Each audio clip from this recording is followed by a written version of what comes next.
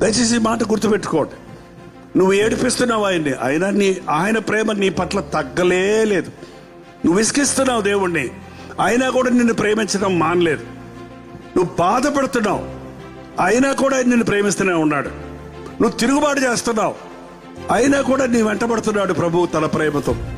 నువ్వు ఎంతగా దేవుడిని ఎదిరిస్తున్నా నిన్ను చివరించుకోవడం లేదు, నిన్ను అసహించుకోవడం లేదు, నిన్ను విడిచిపెట్టడం లేదు. కాబట్టి నువ్వు ఎట్లా జీవించినా సరే నీ మీద కీడు రావటం లేదు, నువ్వు చావటం లేదు, నీ మీద శాపం రావటం లేదు. ఎందుకంటే ఆయన దీర్ఘ శాంతం కలిగిన వాడు. యేసయ్య ప్రేమను రుచి చూడాలంటే ఏం చేయాలో తెలుసా? సిలువ దగ్గర కూర్చోవాలి. అంటే చెక్క సిలువ, బొమ్మ సిలువ, ఇతర సిలువ దగ్గర కాదు.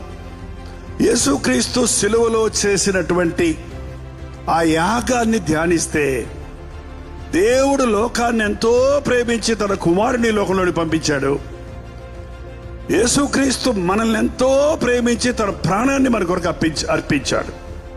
మన నిందను, మన అవమానాన్ని, మన శిక్షను, మన పాపమును, మన శాపమును, ప్రతి దానిని ఆయన భరించి దేవుని కోపాగ్ని తాలుకొని పాపం వలన వచ్చిన జీతమైన మరణము నుండి మానవాళిని విమోచించుట కొరకు ఆయన ప్రభువుగా ఈ లోకంలోనికి వచ్చి మనందరి కొరకు ఆయన మరణించాడు.